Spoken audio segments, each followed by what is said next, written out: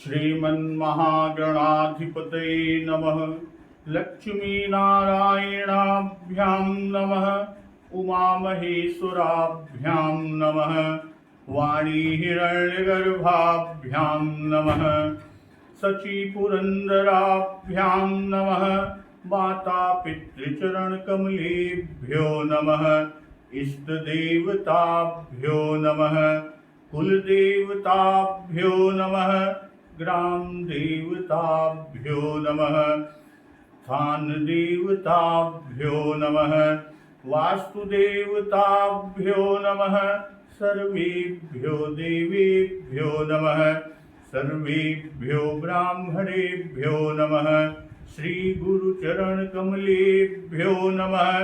ओम सिद्धिबुद्धिसहिताय श्रीमन्महागणाधिपतये नमः। हनुमान जी महाराज अशोक वाटिका में मां जानकी जी से मिलते हैं, उन्हें विश्वास दिलाते हैं कि रामदूत मैं मातु जानकी सत्य शपथ करुणा निधान की। मां जानकी जी को यह विश्वास हो जाता है। मां सीता जी हनुमान जी महाराज को बहुत सारा आशीर्वाद देती हैं। फिर हनुमान जी महाराज फल खाने की इच्छा व्यक्त करते हैं कि भूख बहुत तीव्र लगी हुई है। मां जानकी जी हनुमान जी महाराज से कहती हैं, बहुत सारे रखवाले हैं। तो हनुमान जी कहते हैं, हे मां, अगर आप सुख मानो और सुख पूर्वक जाने की, प्रसन्नता पूर्वक जाने की आज्ञा दे तो उन सबका मुझे कोई भय नहीं। हनुमान जी महाराज फल खाते हैं, वृक्ष उखाड़ते हैं, रखवाले जब रोकते हैं तो उन्हें मारते हैं। रावण सुभटों को भेजता है, हनुमान जी उनको मारते हैं। फिर अक्ष कुमार को भेजता है, लंकेश रावण, हनुमान जी अक्ष कुमार को भी मारते हैं, मार खत्म कर दी, उसकी अक्ष कुमार की मृत्यु हो गई। तब हनुमान जी से लड़ने के लिए अपने ज्येष्ठ पुत्र मेघनाद को भेजता है। मेघनाद सारी कलाएं करके, सारे युद्ध कौशल अपनाकर देख लिया और वह हनुमान जी से किसी भी प्रकार जीत न सका। तब लंकेश कुमार मेघनाद ने ब्रह्म बाण का संधान किया। हनुमान जी ने विचारा, अगर मैं ब्रह्म बाण को नहीं मानता तो इसकी महिमा मिट जाएगी। ब्रह्म बाण लगने से हनुमान जी नीचे गिरते हैं। वृक्ष पर से नागपाश से बांधकर मेघनाद हनुमान जी को रावण के दरबार में लाता है। हनुमान जी महाराज रावण को हित की बात बताई, उसके लिए सिखावन दिया, सीख दिया, उपदेश दिया, भय भी दिखाया, किंतु रावण अभिमान और भ्रम को न त्याग सका। इसी पर कहते हैं कि यद्यपि कही कपि अति हित बानी, भगति विवेक विरति नय सानी। यद्यपि कि हनुमान जी महाराज ने भक्ति, ज्ञान, वैराग्य और नीति से सनी हुई बहुत ही हित की वाणी को कहा, फिर भी बोला बिहसी महाय अभिमानी, मिला हम ही कपि गुर बड़ ज्ञानी। फिर भी वह महान अभिमानी रावण बहुत हंसकर व्यंग से बोलता है कि हमें यह बंदर बड़ा ज्ञानी गुरु मिला।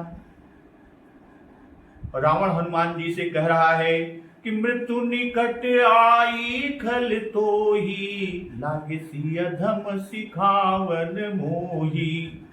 कि रे दोस्त, तेरी मृत्यु निकट आ गई। रावण हनुमान जी महाराज से कह रहा है, अधम मुझे शिक्षा देने चला। तब हनुमान जी महाराज ने कहा कि उल्टा होई कह हनुमाना, मति भ्रम तोर प्रगट मय जाना। हनुमान जी महाराज ने कहा कि इससे उल्टा ही होगा, अर्थात मृत्यु तेरी निकट आई है, मेरी नहीं। जो रावण ने कहा कि मृत्यु निकट आई खल तो ही, तो हनुमान जी ने कहा कि इसका उल्टा, कि मृत्यु तेरी निकट आई है, मेरी नहीं, और यह तेरा मति भ्रम यानी बुद्धि का फेर है, अब मैंने इसे प्रत्यक्ष जान लिया।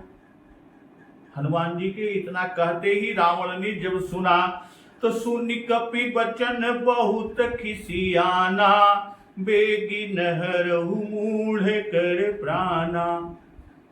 हनुमान जी महाराज के वचन सुनकर रावण बहुत ही कुपित हो गया और उस कुपितावस्था में, क्रोधावस्था में बोलता है, अरे इस मूर्ख का प्राण शीघ्र ही क्यों नहीं हर लेते। और रावण का इतना कहना कि सुनत निशाचर मारन धाये, सचिवंध सहित विभीषण आए। रावण का वचन सुनते ही राक्षस हनुमान जी महाराज को मारने दौड़ते हैं, और ठीक उसी समय मंत्रियों सहित विभीषण जी वहां आ पहुंचे। और विभीषण जी कि नाई शीस कर विनय बहुता, नीति विरोध न मारिय दूता। विभीषण जी ने सिर नवाकर बहुत ही विनय करके रावण से कहा कि हे नाथ, हे स्वामी, दूत को मारना नहीं चाहिए, यह नीति के विरुद्ध है, नीति विरोध नीति के विरुद्ध है, इसलिए आन दंड कछु करिय गुसाई, सब ही कहा मंत्र भले भाई। हे गोसाई, कोई दूसरा दंड दिया जाए।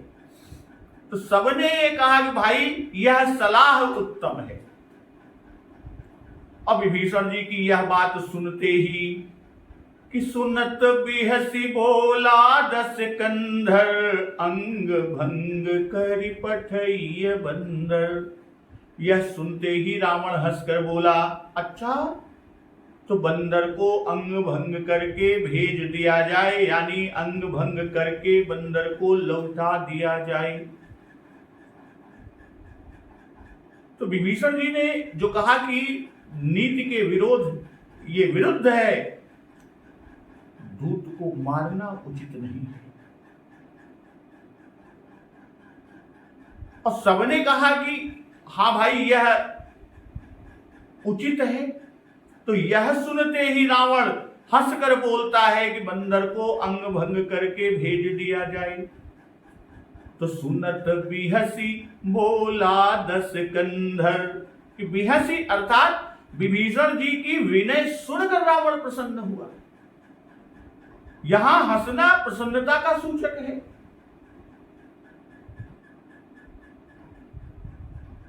वह पूंछ जलाने की आज्ञा देना ही चाहता है। यह समझकर खूब हंसा कि इसमें बड़ा कौतुक होगा, इस अपमान के द्वारा इसका स्वामी भी देखने में आएगा। विभीषण जी के मंत्र को सबने भला कहा।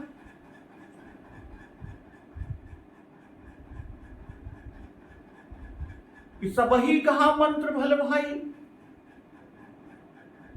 इसी से रावण ने स्वयं को भी उनको प्रसन्न करने के लिए हंस कर ये जनवाया कि आहा, तुमने तो बहुत अच्छा कहा, दूध के मारने से क्या लाभ, इसके स्वामी को मारना चाहिए। और यही बात पहले भी रावण ने स्वयं ही मेघनाद से कही। यही कहा था कि मारसी जनि सुत बाधे सुताही, देखिए कपि कहां कर आही। अर्थात इसके वध से, यानी इस दूत बंदर के वध से कोई लाभ नहीं। जिसने इसे भेजा है उसे दंड देना चाहिए, जिससे फिर कोई ऐसा साहस न कर सके। वाल्मीकि और अध्यात्म रामायण में राक्षसों का विभीषण जी के मत को समर्थन करने का उल्लेख नहीं है, पर रावण ने विभीषण के उत्तम वचनों को अपने काम का जानकर और उनका आदर किया और कहा कि आपका वचन ठीक है, दूत का वध निंद कर्म है, पर इसको अन्य दंड अवश्य ही दिया जाएगा।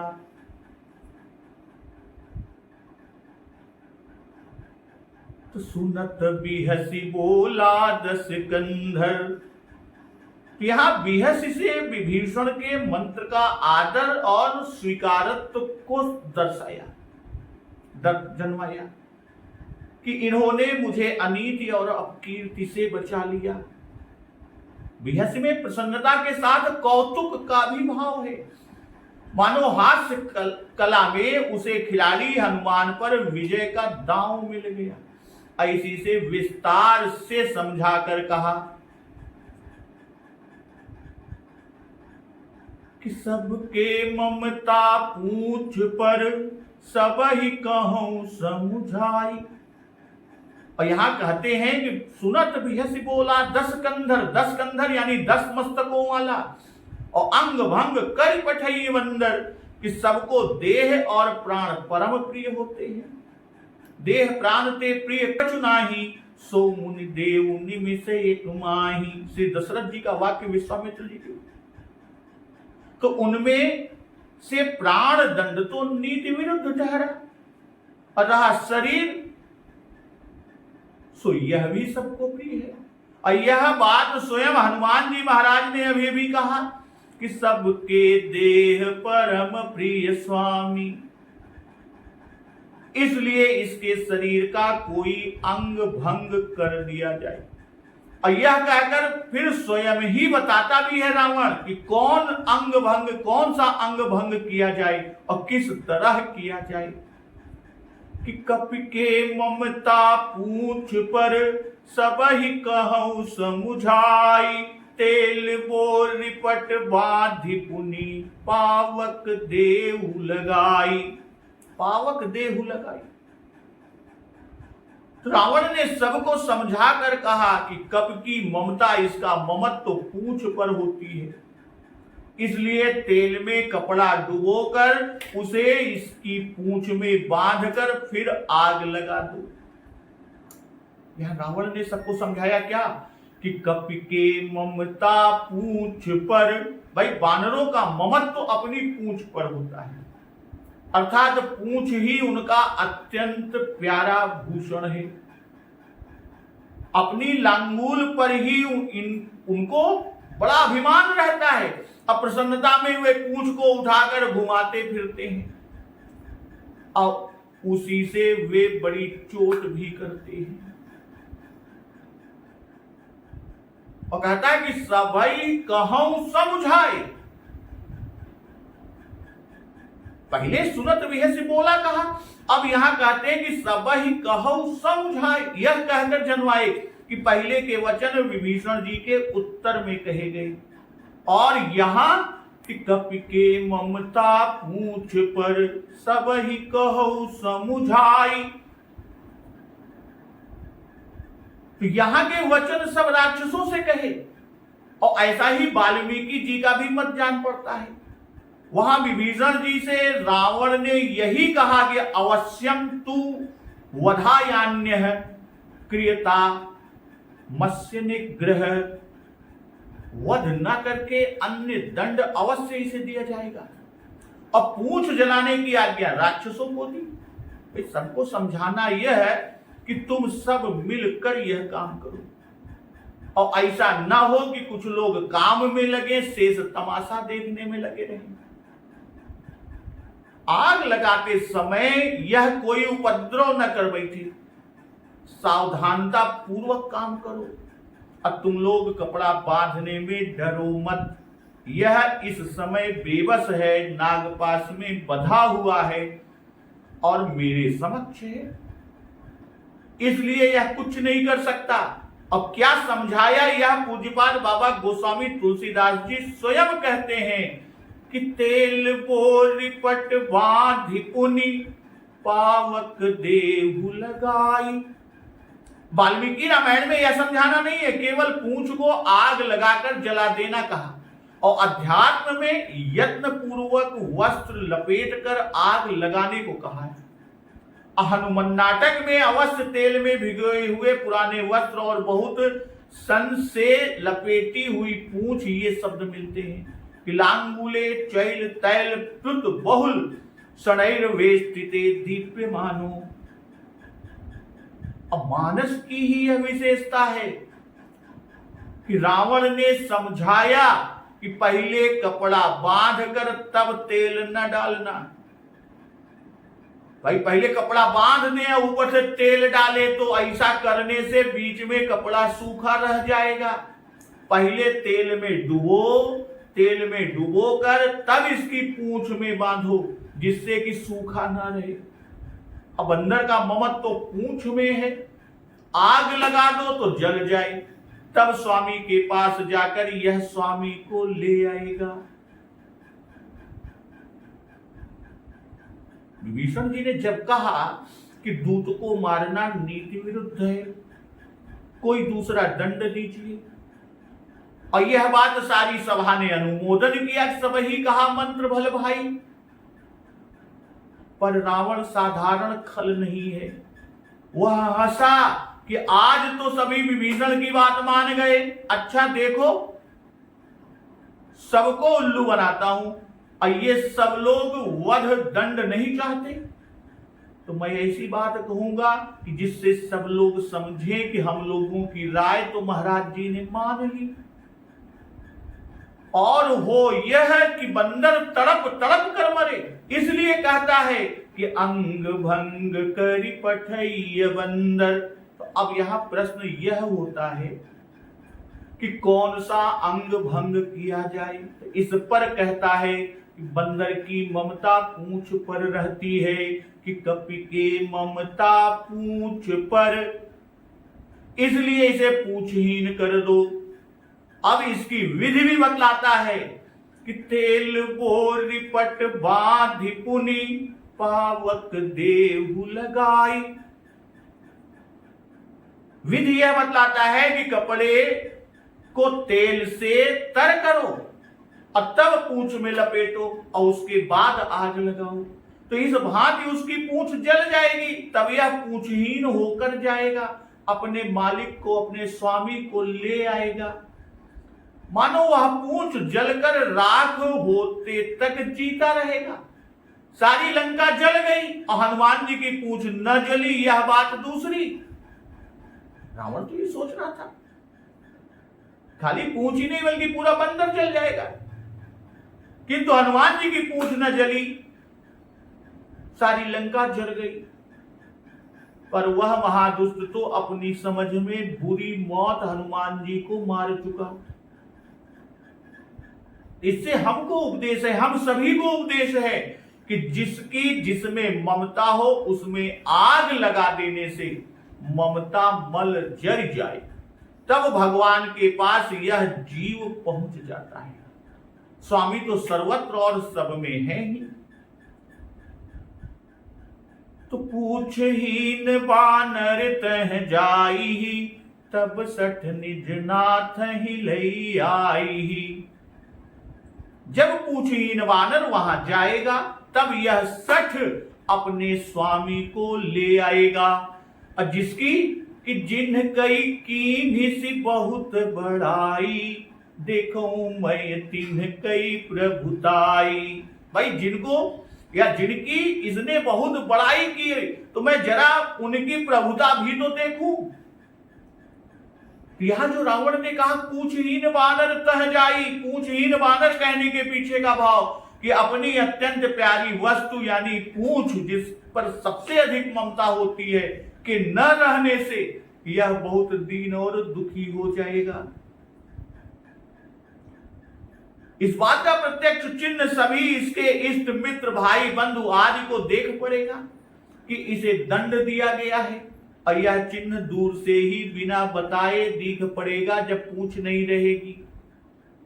तो बाबा हरिदास जी का मत है कि रावण ने अग्नि लगाकर पूंछ जला डालने को इसलिए कहा, श्री राम जी ने सुग्रीव से अग्नि को साक्षी करके मित्रता की है, इस विचार से कि दोनों में से जो भी दूसरे से छल करेगा उसे अग्निदेव जला देंगे। क्योंकि वह दंड देने में समर्थ है। भाई अग्निदेव दंड देने में समर्थ है और हनुमान जी सुग्रीव के मंत्री सुग्रीव रूप है और अग्निदेव जो इनकी पूंछ जला देंगे तो श्री राम जी स्वाभाविक ही चौंक पड़ेंगे। समझ हो जाएंगे राम जी कि सुग्रीव ने बाली और अंगद से छल किया, हमारे साथ भी यह छल करने को है। और यह विचार कर राम जी सुग्रीव का साथ छोड़ देंगे, दोनों में भेद पड़ जाएगा, इसलिए जलाने को कहा। नहीं तो जलाने को ना कहकर अस्त्र शस्त्र से काट डालना भी सुगम था, सरल था, सहज था। किंतु मेरी समझ में जलाने की आज्ञा हरि इच्छा से हुई। जलाने की आज्ञा हरि इच्छा से हुई। त्रिजटा का स्वप्न सत्य होना है। इस अपने वानर लंका जारी, जातु धान से ना सब मारी। और वही बात श्री हनुमान जी के कि भई सहाय सारथ मय जाना, इससे भी सिद्ध होती है।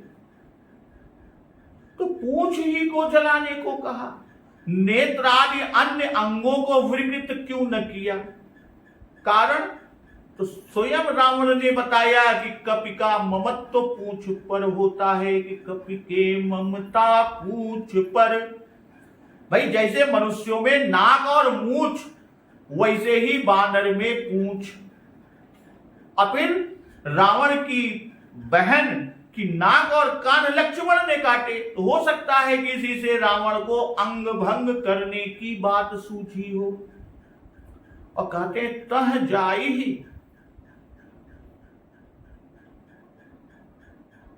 पूंछहीन बानर तह जाई। तह जाई यहां ही निश्चयवाचक है, अर्थात पूंछ न रहने पर अपनी दीन दशा को दिखाने यह अवश्य जाएगा। अन्य प्रकार न जाने जाता या न भी जाता, यही फल फूल ही में लुभा कर रह जाता। किंतु अब अवश्य जाकर जली पूंछ को दिखावेगा, कहेगा कि रावण ने यह मेरी दुर्गति की। तब सठ निज नाथ ही लई आई। भाई भारी अपराध करके भी अपराध नहीं स्वीकार करता। मारे निश्चर के ही अपराधा के उत्तर में हनुमान जी कहते हैं कि जिन्ह मोहि मारा ते मैं मारे।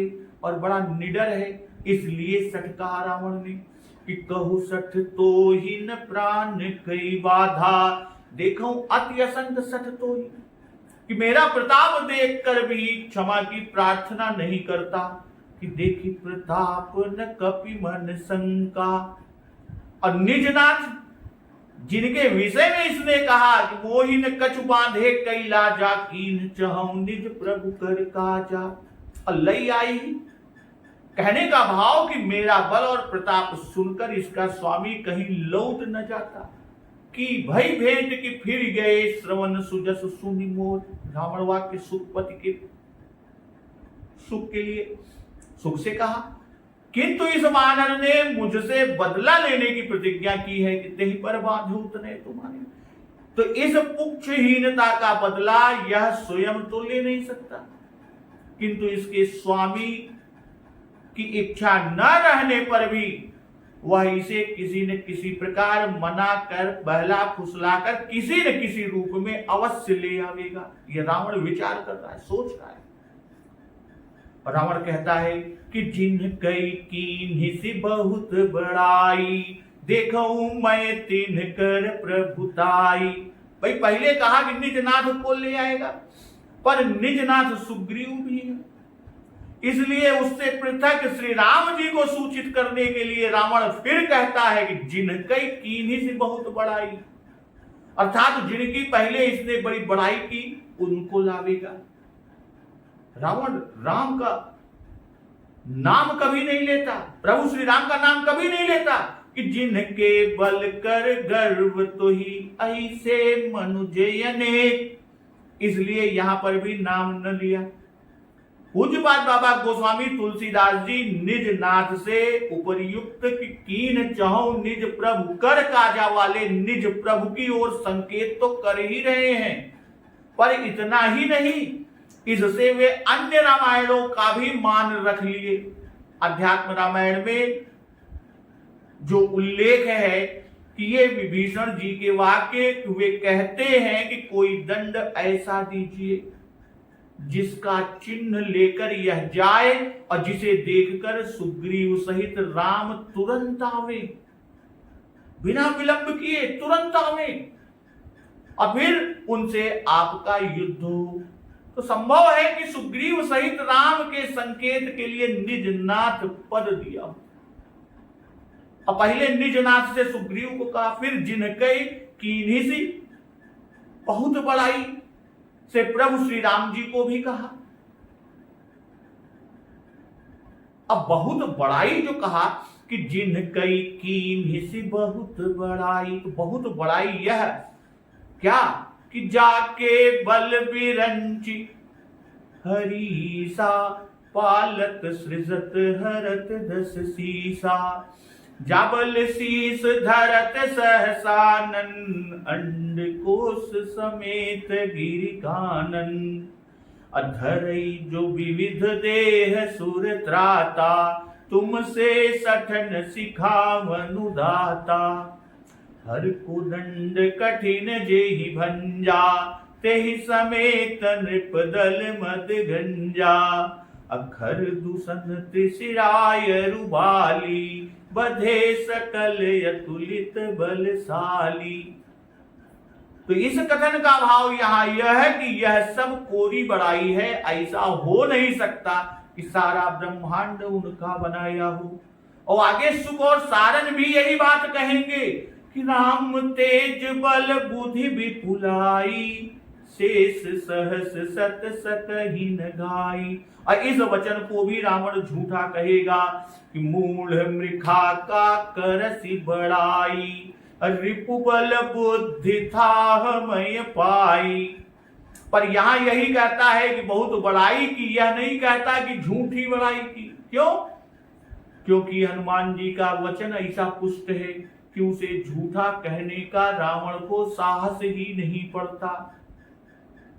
भाई, हर को दंड कठिन जेहि भंजा, तेहि समेत नृप दल मद गंजा, अखर दूषण तिसराय रुबाली, बधे सकल यतुलित बलशाली।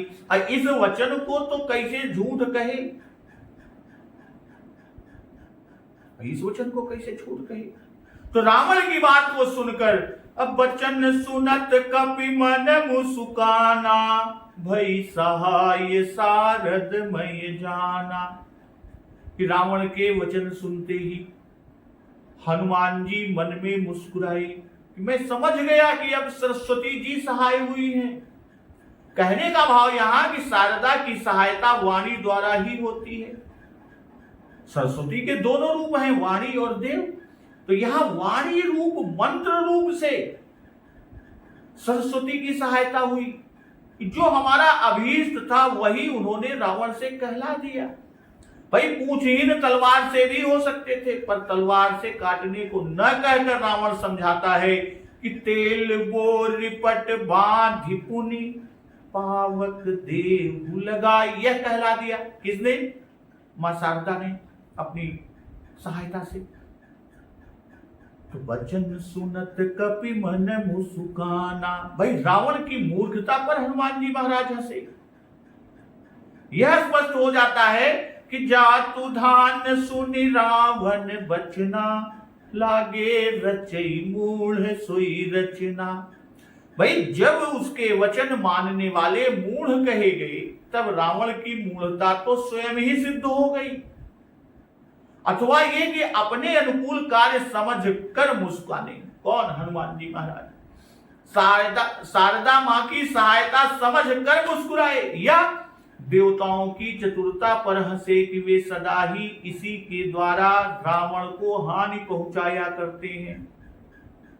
कुंभकर्ण से क्या कहला दिया, और इससे कि रावण कहता है कि देखो मैं तिनकई प्रभुताई। आपने सोचा कि पहले तो इसने मुझे ही देखने को कहा था, देखिए कपि कहां करे आई, असो पहले मेरी प्रभुताई तो देख ले, तब आप पीछे हमारे प्रभु भक्त वत्सल कृपालु श्री रामचंद्र जी की प्रभुता को देखना। भाई जिस अग्नि से तू मेरी पूंछ जलाने की सोच रहा है, उससे मैं पहले तेरे नगर को जलाऊंगा और मेरी पूंछ तो जलेगी नहीं। यह सोच कर हनुमान जी महाराज हंसे। तो वचन सुनत कपि मन मुस्काना, हनुमान जी महाराज मुस्कुराए अपनी समझ में। तो यह मुझे वध दंड दे रहा है, पर यह नहीं समझ रहा कि इस भांति वह मुझे आग लगाने के दोष से मुक्त कर रहा है।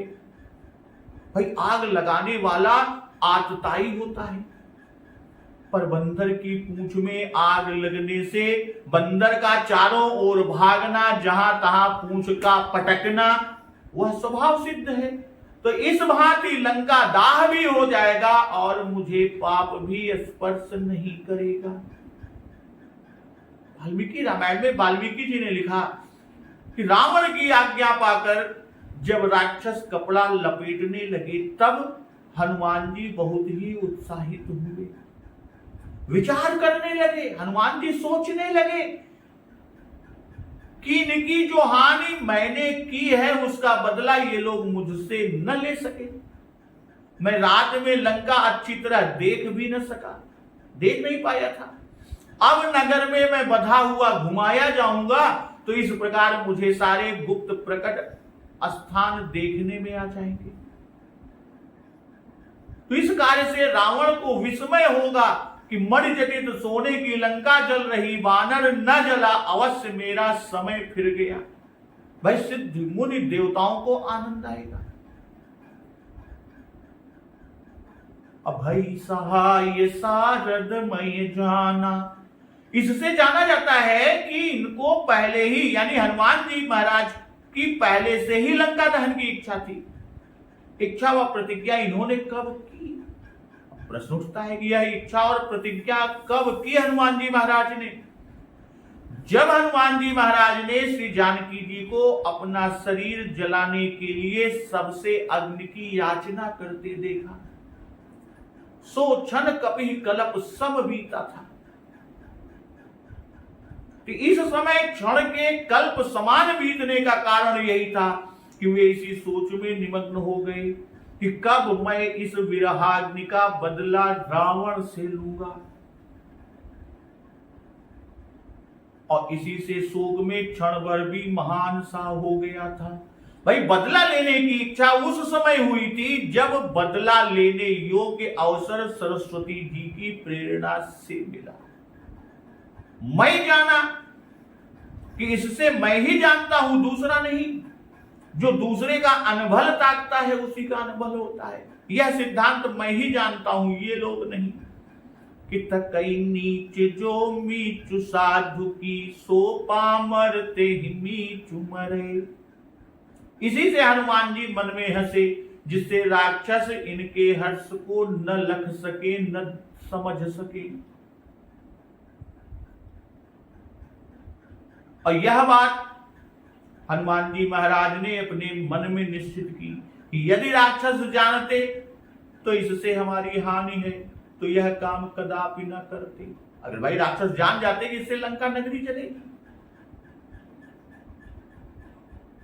सोचते ब्रह्मास्त्र से भी मरा नहीं, नाग पास में बंधने पर भी निशंक है, तब भी ऐसी आज्ञा रावण ने दी।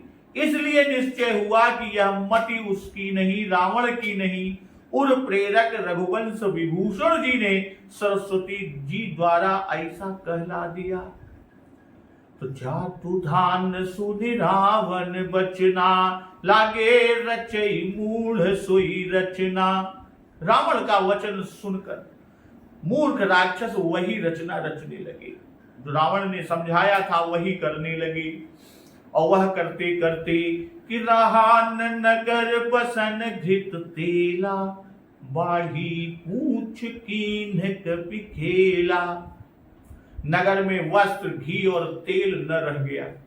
अब कपि ने ऐसा खेल किया कि पूंछ बढ़ती ही गई, लपेटते गए, पूंछ बढ़ती गई। तो जातु धान सुनि रावण बचना, लागे रचई मूढ़ सोई रचना। यातुधान शब्द यहां पर साभिप्राय है। यातुधान शब्द यत धातु से बना हुआ है, जिसका अर्थ है यातना या पीड़ा पहुंचाना। यातुधान का अर्थ हुआ पीड़ाओं का खजाना अथवा जो यातनाएं पहुंचावे। तो यहां रावण की आज्ञा पालन करने वाले हनुमान जी को यातना पहुंचाने का यत्न कर रहे हैं। इसी से जातुधान कहे गए। और लागे रचई मूढ़ सोई रचना। लागे रचई और रचना शब्दों से पूज्यपाद बाबा गोस्वामी तुलसीदास जी यह प्रकट करते हैं कि अत्यंत स्नेह और उत्साह पूर्वक वे रावण के वचन की पूर्णता में तत्पर हो गए। उत्साह इससे कि आज वे अपनी समझ में वानर द्वारा मारे गए हुए अपने संबंधियों का बदला चुकता कर लेंगे। उनको इन पर बड़ा क्रोध है, इसी से तन मन धन से रचना में लगे। और रचना का प्रयोग प्रायः उत्साह के समय होता है। अब मूढ़ क्यों कहा? यहां पर मूढ़ क्यों कहा? लागे रचे मूढ़ सोई रचना। मूढ़ क्योंकि अपने हाथों अपने घर जलाने का उपाय कर रहे हैं, उपाय करने लगे। और यह विचार किसी ने न किया कि बहुत अग्नि पाकर यह नगर जला देगा। रावण का नाम यहां सत्य हुआ कि जो सबको रुलावे वह रावण, और सबके घर जलेंगे, सभी रोवेंगे। तो रहा न नगर बसन घृत तेला। राक्षसों को ऐसा उत्साह हुआ कि वे अपने अपने घरों से सब वस्त्र घृत तेल उठा लाए, क्योंकि कौतुक देखना है। अथवा सबके घर के राक्षस मारे गए, इसलिए जब सबने सुना कि वानर की पूंछ आग लगाकर जलाई जाएगी, तो सबने कहा कि जितना वस्त्र, जितना घी, जितना तेल हो सब ले जाओ। घर में रहे तो न रहे तो सही। रावण ने घी लगाने का हुक्म नहीं दिया। वह यह न समझता था कि तेल से पूरा न पड़ेगा। जब तेल न पूरा पड़ा तब लोग अपने घरों से घी लाने लगे और इसकी भी इतिश्री हो गई। और जब घर घर में कहीं वस्त्र, तेल, घी न रह गया तब सबने हा कर छोड़ दिया। अब यहां यह स्मरण रहे कि नगर के राक्षसों का उत्साह है, रावण तो आज्ञा देकर अलग हो गया। नगर भर से वसन घृत तेल आया, इसी से हनुमान जी ने नगर भर को जलाया, यानी पूरा नगर इसीलिए जलेगा। विभीषण जी के घर से न तेल आया, न घी आया, न वस्त्र आया, इसी से वह न जला। कि जारा नगर निमिष एक माही, एक विभीषण कर गृह नाही। रहा न नगर बसन घृत तेला। अब बाढ़ी पूंछ कीन कब खेला। कीन कब खेला का भाव कि एकदम से पूंछ नहीं बढ़ा दी, नहीं तो सब जान जाते, सचेत हो जाते, आग न लगाते। इसी से हनुमान जी जैसे वो लपेटते जाते, धीरे धीरे पूंछ भी बढ़ाते जाते। वाल्मीकि रामायण में कि ज्यों ज्यों हनुमान जी की पूंछ में वस्त्र आदि लपेटे जाते, त्यों त्यों हनुमान जी वैसे वैसे बढ़ते जाते। और जैसे सूखे ईंधन को पाकर वन में अग्नि बढ़ती है। यह लोग शंका करते हैं कि यह कैसे संभव कि लंका में वस्त्र, घी और तेल न रह गया। तो इसका समाधान मानस कवि पूज्यपाद बाबा गोस्वामी तुलसीदास जी ने स्वयं ही कर दिया और कहा कि कीन कब खेला। भाई जब हनुमान जी को कौतुक करना ही मंजूर है, हनुमान जी को कौतुक करना ही इच्छित है, और निशाचर कौतुक लाग सभा सब आए ही हैं, तब घी तेल के न रह जाने में आश्चर्य क्या। भाई यह महिमा हनुमान जी के खेल की वाल्मीकि आनंद आदि रामायणों में ठीक इसी प्रकार उल्लिखित है। और सब में वस्त्र आदि के लिए चिल्लपो मच गई। इसके समाधान के लिए कुछ लोग यहाँ अतिशयोक्ति अलंकार भी कहते हैं। और श्री नंगे परमहंस जी का मत है कि यहाँ लक्ष्मी जी ने सहायता की कि उस नगर का वस्त्र, घी और तेल उस समय समाप्त हो गया। भाई रावण को राम विमुख जानकर यह सहायता की, उसका प्रमाण पहले ही कि राम विमुख संपत्ति प्रभुताई, जाई रही पाई बिनु पाई। इस तरह हनुमान जी की पूंछ बढ़ाने में विजय हुई। भाई तुलसीदास जी की अतिशयोक्तियों का चमत्कार ही यह है कि तनिक सावधानी से अर्थ किया जाए तो स्वाभाविकता भी नहीं जाती और अतिशयोक्ति का मजा भी बना ही रहता है। अब जरा सोचिए कि यदि किसी नगर में बड़ी रोशनी हो, कोई कहे कि रुई और तेल नगर में न बचा, तो अर्थ यही होगा कि जो रुई और तेल ऐसे काम के योग्य थी वह सब लग गई। अब यहां बहुत शाब्दिक अर्थ क्यों लिया जाए कि पहनने वाला कपड़ा भी न रहा। आखिर जो लोग हनुमान जी के चारों ओर खड़े थे, क्या वो कपड़ा नहीं पहने थे? क्या वो नंगे थोड़ी हो गए थे? अब वाल्मीकि जी ने तो स्पष्ट लिख दिया कि वेष्टन्ते तस्य लांगूलम जीर्णैः कार्पासिकैः पटैः। ये पुराने सूती कपड़े लपेटने लगे, रेशमी और ऊनी भी नहीं, नए या पहनने योग्य भी नहीं, केवल पुराने और सूती। अब बाढ़ी पूछ कीन्ह कपि खेला। श्री हनुमान जी बड़े उत्साह पूर्वक सीधे साधे भोले भाले बने हुए तेल में भिगोए हुए वस्त्र को अपनी पूंछ में बंधवा रहे कि जिससे लंका जलाने के लिए प्रचंड प्रज्वलित अग्नि मुझे मिल सके। तो कौतुक कह आए पुरवासी, मारहि चरण करहि बहुहासी।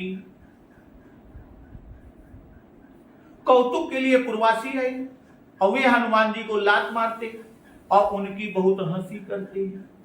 अब बाजहि ढोल देहि सब तारी, नगर फेरी पुनि पूछ प्रजारी।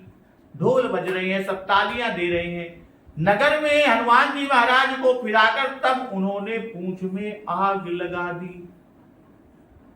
भाई लात मारना, हंसी उड़ाना, गाली देना आदि सब कौतुक।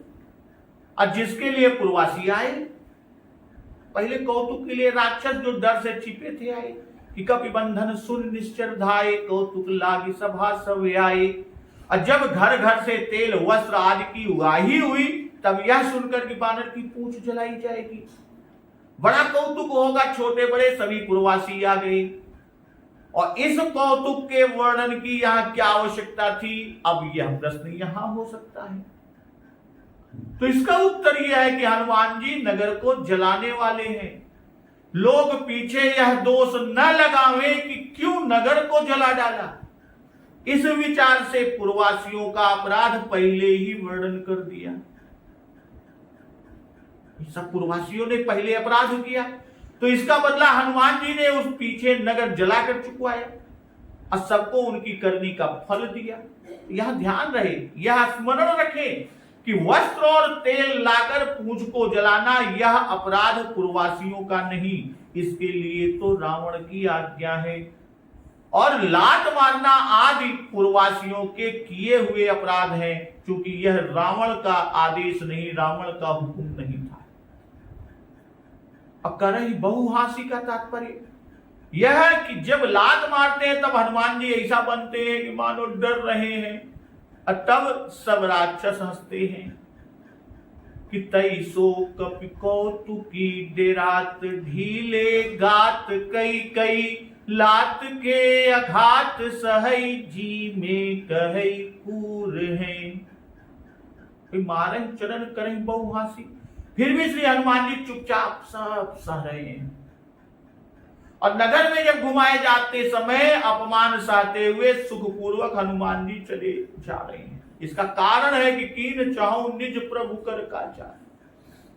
इससे पहले गूढ़ स्वभाव दर्शाया कि इन सब राक्षसों से अकेले लड़ने को पर्याप्त होते हुए भी आगे का कार्य विचार कर हनुमान जी महाराज चुप हैं। और नगर फेरी पुनि पूछ प्रजारी, प्रजारी पद से यह जन्माए कि बहुत आग लगाई कि जिससे हाथ से न तो बानर उसे छुड़ा सके न बुझा सके। बाल धी बढ़न लागी, ठौर ठौर दीन ही आगी, विधि की दवारी के धौ कोटि सत सूर हैं। लाई लाई आगे भागे बाल जाल जहां तहां। भाई जहां बानर का तमाशा होता है तो वहां बाजा बजता है। जहां बानर का तमाशा होता है बाजा बजता है, डमरू बजाते हैं, बाजा बजाते हैं, इसी से ढोल बजाते हैं। जहां हंसी होती है लोग वहां ताली देते हैं, इसी से ये सब ताली बजा रहे हैं।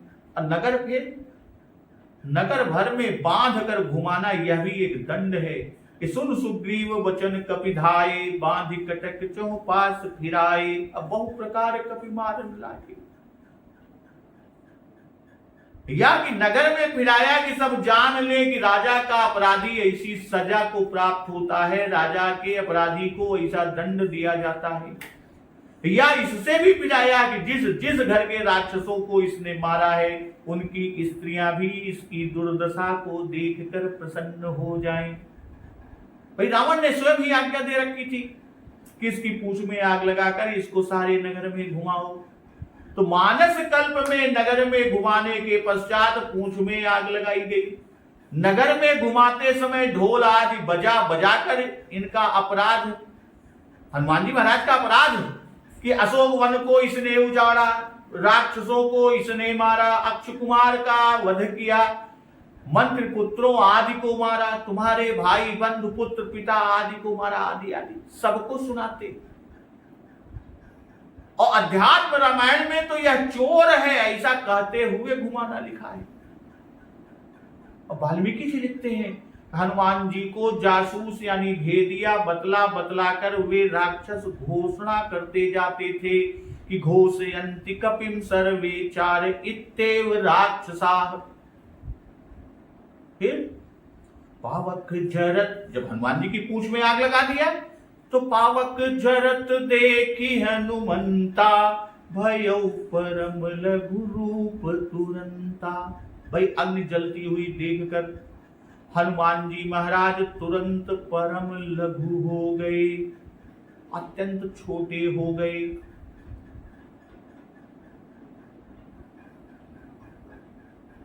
अर्थात पूंछ छोड़ और सब अंगों को छोटा कर लिया। पूंछ बड़ी रही कि जो बंधे हुए थे, क्योंकि पूंछ छोटी करते तो कपड़ा जो बांध कर जलाया गया वो निकल जाता।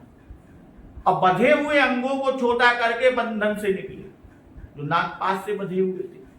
अनिमुख चढ़ो कपि कनक यटारी भई सभीत निशाचर नारी। कभी हनुमान जी बंधन से निकलकर और सोने की अटारी पर जा चढ़े और यह देखकर निशाचरों की स्त्रियां भयभीत हो गई। हनुमान जी ने जब देखा आग लग गई कि जरत तो देखी, पावक जरत देखी हनुमंता, तो जरत देखी कि अब देख लिया कि अग्नि अच्छी तरह से प्रज्वलित हो गई, कूदने फादने से बुझेगी नहीं। तुरंता, क्योंकि किंचित भी विलंब होता तो राक्षस पकड़ लेते, कार्य में विघ्न होता। भाई ये लोग मुझे नगर में घुमावे और आग लगावे तो मेरा बड़ा काम होगा। यह पहले का सोचा हुआ मनोरथ सिद्ध हो गया। इसी से वे उत्साह से भरकर तुरंत लघु रूप हो गए। निमुख चढ़ो कहकर प्रभु कारज लग कपि बधावा, इस वाक्य को यहां चरितार्थ किया। भाई अपने से ही बधाया और अपने से ही बंधन से निर्मुक्त हो गए। बंधन तोड़ने से देवता का और नागपाश का अपमान होता, मर्यादा भंग होती, इसलिए उसे तोड़ा नहीं बल्कि छोटे हो गए, जिससे बंधन ढीले पड़ गए और वह स्वयं ही छूट गए। भाई पूंछ छोटी नहीं की, क्योंकि यदि पूंछ छोटी करती तो जो लपेटे हुए कपड़े हैं वो बाहर निकल जाते। और निबुक में यह भाव, निबुक चढ़ो, निबुक में यह भाव कि हनुमान जी ने अपने शरीर को एकदम छोटा कर लिया, जिससे सहज ही बंधन के बाहर हो गए। और साथ ही पूंछ भी छोटी हो गई, जिससे बंधा हुआ अत्यंत लंबा कपड़ों का पुछल्ला जलता हुआ रह गया। इसी को लेकर वे कनक अटारी पर चढ़ गए। यद्यपि हनुमान जी महाराज ने अपना आकार बहुत लंबा चौड़ा कर लिया, फिर भी अब उन्हें पूंछ बढ़ाने की आवश्यकता न थी। भाई पूंछ चलाने की आज्ञा रावण ने ही दी थी। इसी से पहले उसके महल पर चढ़े निशाचरियां श्री जानकी जी को डरवाती थी, इसी से उनको डरवाया। भाई सभीत कि सब स्त्रियां तमाशा देखने के लिए अटारियों पर बैठी थी। भाई त्रिजटा का स्वप्न सुनकर निशाचरियां जो वहां थी वे सब डरी थी। त्रिजटा ने यही तो बताया था कि त्रिजटा नाम राक्षसी एका, रामचरण रति निपुण विवेका, असब नहु बोल सुनाए सि सपना, सीत ही से करऊ हित अपना। सपने बानर लंका जारी, जातु धान सेना सब मारी। अखर आरूढ़ नगन 10 सीसा, मुंडित सिर खंडित भुज बीसा। एहि विधि सो दक्षिण दिश जाई, लंका मनहु विभीषण पाई। नगर फिरी रघुबीर दोहाई, तब प्रभु सीता बोली पठाई। भाई यह सपना जो वहां थी उन राक्षसियों को, निशाचरियों को सुनाया, औरों ने भी सुना उनसे। अब वानर को प्रत्यक्ष अटारी पर देख स्वप्न को सत्य जानकर सभीत अर्थात अत्यंत भयभीत हुई। वाल्मीकि रामायण के कि वे ऐसे भयभीत हुई कि दुधुमेह शिशुओं को गोद में लिए रोती हुई सहसा आग में गिर पड़ती थी। बहुत सी स्त्रियां चारों ओर से अग्नि से घिर कर सिर के बाल खोले अटारियों पर से नीचे कूद पड़ती थी। पानी पानी पानी सब रानी अकुलानी कहें, जाती है परानी गति जानी गज चाली है। बसन बिसारे मणिभूषण संभारत न, आनन सुखाने कहें क्यों को पाली है। रानी अकुलानी सब ढाढ़त परानी जोही, सकैन बिलोक बेसु केसरी कुमार को। अब मीज मीज हाथ धुनई, माथ 10 माथ दिए। यह रानियों के भय का स्वरूप। तो उस समय का रूप ध्यान करके सोचिए, देखिए।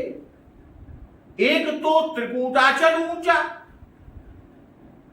और उस पर लंका पूरी बसी, असो भी बड़ी ऊंची, और उसमें भी लंका का भवन सबसे ऊंचा रावण का। लंका में जो सबसे ऊंचा भवन वह रावण का। और इसके भी कंगूरे पर जाकर हनुमान जी खड़े हुए, और इस समय हनुमान जी बड़ा विशाल रूप धारण कर लिए। कपि बढ़ लागे आकाश, इस समस्त आकाश इस समय अग्निमय हो गया है। मानो आकाश रूपी समुद्र में पूंछ बड़वा नल है कि बाल धी विशाल विकराल ज्वाल जाल, मानो लंक लीली बेको काल रस ना पसारी है। केधो व्योम बीथिका भरे हैं भूरी धूम केतु, वीर रस वीर तरवारी सो उघारी है। तुलसी सुरेश चापु के धो दामिनी कलापु के धो चली मेरुते कृषानुसरी भारी है। अदेख जातु धानी अकुलानी कहें, कानन उजारो अब नगर प्रजारी है।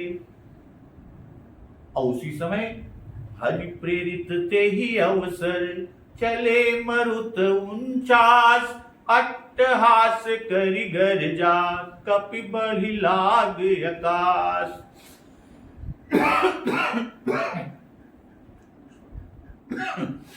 जय श्री राम। भाई कहते हैं कि हरि प्रेरित ते ही अवसर, चले मरुत 49। मरुत वेदों में इन्हें रुद्र और वृष्णि का पुत्र लिखा है। इनकी संख्या 60 की तिगुनी मानी गई, पर पुराणों में इन्हें कश्यप और दिति का पुत्र लिखा गया, जिसे उसके वैमात्रिक भाई इंद्र ने गर्भ काटकर 1 से 49 टुकड़े कर डाले, जो 49 मरुत हुए। वेदों में मरुद गण का स्थान अंतरिक्ष बताया, उनके घोड़े का नाम प्रसिद्ध बतलाया गया तथा इन्हें इंद्र का सखा कहा। तो वही कहते हैं कि हरि प्रेरित ते ही अवसर, चले मरुत 49 अट्टहास करि गर्जा, कपि बढ़ि लाग आकाश। उस समय भगवान की प्रेरणा से 49 पवन चलने लगे। हनुमान जी अट्टहास करके यानी खिलखिलाकर हंसकर उच्च स्वर में गरजे और बढ़कर आकाश से जा लगे।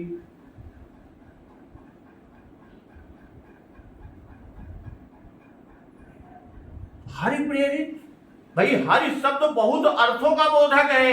हरि का अर्थ बानर, इंद्र, भगवान, पवन के अधिकारी देवता। तो हरि प्रेरित का भाव यह कि 49 पवन प्रलय में ही चलते हैं और कभी नहीं चलते। चले पवन 49, ये कहने का भाव कि अग्नि पवन का सहारा पाकर अत्यंत वेग से कालाग्नि की तरह अत्यंत प्रचंड होकर बढ़ने और एक घर से दूसरे घर में पहुंचने लगा। हनुमान जी ने रावण के बंदी खाने में बंधे हुए 49 पवन के बंधन को खोल दिए। इसी से 49 पवन चलने लगे। भाई वायु बंधन मुक्त होने पर भी आकाश में जा लंका दहन की शोभा देख अट्टहास करी, यानी हंसे। अट्टहास करके गर्जने का भाव पहले सरस्वती की सहायता समझकर हनुमान जी महाराज मुस्कुराए थे।